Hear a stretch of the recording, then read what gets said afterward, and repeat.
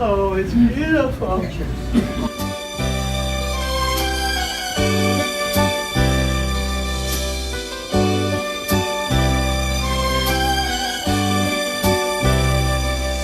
Good morning, yesterday.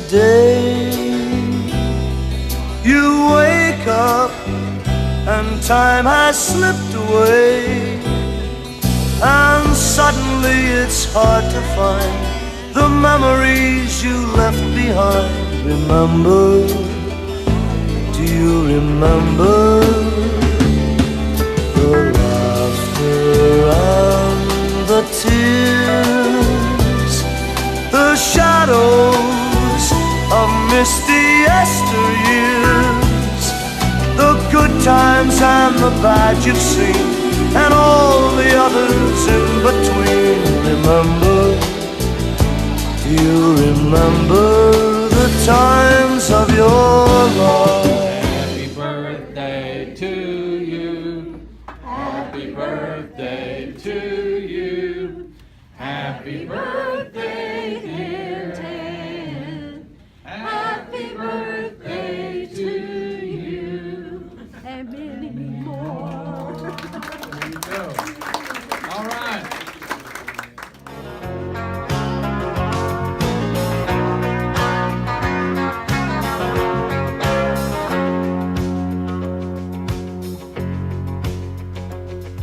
There's a yellow rose in Texas.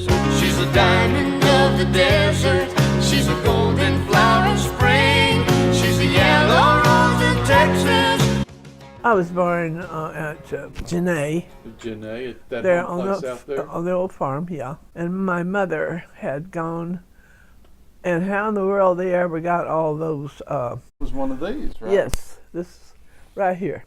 It was when you come into the driveway, come from the driveway, but they done that and they had plantings all around it. You saw that when you come in the driveway. Did y'all sing a lot? Oh my land, that was a lot of our entertainment. We sang a lot of the religious songs. The Old Rugged Cross, I remember Grandpa liking to sing When the Roll is Called Up Yonder. that was one of them. We had house dances. Yeah, we danced and danced. And I was always right in there dancing with them. Harold, Marie, Helen, Sonny, me, and Beatrice. There was always so much happiness and just foolishness and teasing and laughing and going on. My mother would work so hard canning and trying to put up food for the winter. Wherever we lived, Dad always started a storm house. If there wasn't one there, he dug one because he's afraid of storms. This night, I remember Dad said, we got to go and we got to go in a hurry. When we got out of there next morning, well, the part of the kitchen had blown off. Sometime about when I was 16, I worked in a drugstore. There was a bench across the street, and sometimes we'd go over there and sit there, and there was, now as I look back, a really nice-looking young boy. We just sat and talked and talked. And one day he just reached over and he kissed me, and it shocked me, so I popped him, which I wish I hadn't have done. And it shocked him, I'll tell you, and I never saw him again. How'd you meet Uncle Ray? I met him in a nightclub. There was this soldier over there, and I suppose we kept kind of looking at each other, and we got acquainted, got talking, and I really liked him. I made the decision that Raymond Goldsmith's the one. He's got to be the one I'm going to spend the rest of my life with. She's a sunflower, she's my sunflower, and I know we'll never part. She's that sunflower from the sunflower state. We got to Kansas about 2 o'clock in the morning, and they were supposed to have a heat on the door open. We got in, it was a mud road, and we got to that house at 2 o'clock in the morning, and we couldn't get in. And there wasn't any running water, no bathroom. Everyone you meet will be your friend in Kansas, and After we made friends, wonderful friends, good people, wonderful neighbors. Good neighbors and good friends. And you know the old saying, you have to be a good neighbor to have a good neighbor. I learned to get along with the cold weather. Along 400 miles of the Kansas and Missouri rivers, the worst floods in U.S. history. And we were in that 1951 flood. in that house that we lived in where we first were married. That night, Ross and Caroline and Tom and Dorothy, good friends, Gray, invited them for supper, and we played pitch. I guess we played practically all night long. So one of the guys went up outside to go to the bathroom, and there was water everywhere. And it rained, and it rained, and it rained. And we had chickens that were ready to dress, and they went out in the dark, and it's still night, and took those chickens, the fryers, out of their house and put them in where the hens had a chicken roost. And the dummies didn't even know what a roost was, of course. So they just sat there and drowned in 100 of them. This water's going to get in the house. And Raymond said, you know what, I don't care if it gets in the house what it does. He said, I can't move another inch. He said, I'm going to go in there and I'm going to lay down on the drain and I'm going to rest. After the water receded some, a couple of young men came and In a boat. in a boat, and the men could walk. It was about this high on them. Betty Herman, well, she would see me sketching, and she said, Ann, you ought to, she said, I took one of those courses through the mail, and she said, you ought to do that. She said, I'll take you to Topeka and kind of get you started what you need. Well, I think surprise and creation. Our banker then wrote a big article about how fortunate we were to have such a talented person. I have Illinois and some in England sent for gifts. In New York, Eileen and I, my sister-in-law and I, started bowling at Osage City. There were 10 stockholders built a bowling alley in Linden. They wanted me to teach bowling, and I had 3 schools, Linden, Melbourne, and Quinamo. And I loved the children. I just loved to work with them. I had never known what gardening was. I never knew what doing anything in a yard. I had to do something. And so after we moved here, I started kind of fooling around with a garden, and I loved it. But I landscaped this place myself. Troubles end in Kansas, folks unbend in Kansas. Everyone you meet will be your friend in Kansas, and they'll all be there to help me celebrate with my sunflower from the sunflower state. She's a sunflower, she's my one flower. She's the flower of my heart. I've been so happy here. I wouldn't change anything. Now you know the rest of the story.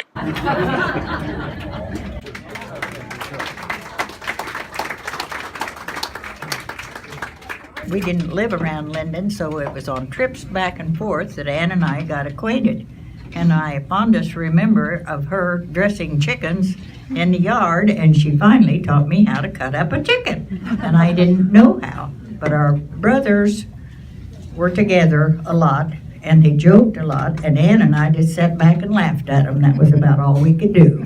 She always had lemon drops on the table, and we got to eat those, and she taught me how to eat a cookie and not have crumbs go all over the place. She showed me how to hold the cookie and put my lips, moisten my lips, put it around the cookie, and then I could take a bite without making a mess. And her frying fish for me, and bluegill fish, frying that for us to eat, and just her talking about canning to me. I think she was a big inspiration for me, wanting to live off the land and can and raise food the way I do. We've had a lot of good times together, and 2 of the nicest people I've ever met. Yeah. And I love them dearly. I met Ann a few years ago while I was doing transportation, and I would take her to her appointments, which tend to run into, can you run into the store and grab this for me? Or we always had to stop and eat somewhere because she loves to stop and eat. But one day she invited me to come into her home, and she wanted to show me some of her paintings. And we'd gone downstairs, and she had a few on the wall, and I saw one that was sunflowers. And it reminded me of my grandma. And I loved that painting, and I just mentioned that it reminded me of her. So she's like, oh, I can't see it very well. Can you take it off the wall and let me see it? Because it's a smaller one. And so she's like, oh, here, I want you to have it. And so she gave it to me, and now it is on my living room wall where I can see it every single day. And she had told me she didn't have any children of her own, and so she is my honorary grandma because I have lost my grandmas. And she told me that she was happy to have a granddaughter, so I just love her to death. Phil, my wife and Ann did shopping together a lot, and I know my wife enjoyed being with Ann whenever they had a chance to be together. Thank you, Ann, for visiting with Phil. I love artwork, and so I have one of her beautiful paintings in my house as well, which I get to share with people who come visit. So I appreciate that, and also just getting to know Ann and Raymond over the years. Have you had any problems since she's so shy? Will she ever tell you what she thinks, or is she a little bit shy? I haven't noticed that part. I remember she made the best cream peas and potatoes, and she'd always say, "We're going to eat the potatoes and pee in the pot." Yes. She's made me feel part of her, and I think she likes my dear husband. She makes fun, but we love her, and we're so happy that she's let us come here today. Thank you, Ann. I would watch her make corn, and it was our favorite thing in the entire world, Ann's corn. And as an adult, we would still covet her corn. She would bring it to family, Thanksgiving and holidays and stuff, and I would admit, sorry Cindy, on more than one occasion I just stuck it back in the freezer and kept it to myself. I know Ann loves violets, and she buys them from me all the time, and then she kills them. And then she buys more, and then she tells me she wants me to repot them. Here's 2 of them. God Surely bless you can you, keep girl. one alive, and they're repotted.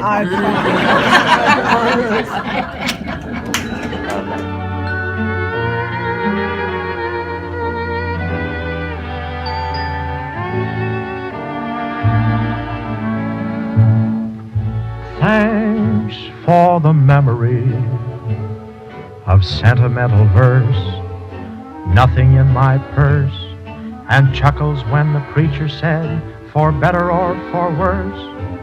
How lovely it was. Thanks for the memory of faults that you forgave, rainbows on a wave, and stockings in the basin when a fellow needs a shave. Hooray for us.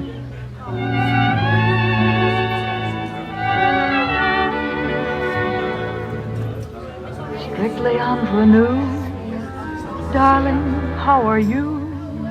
And how are all those little dreams that never did come true? Awfully glad I met you. Thank you. Thank you so much.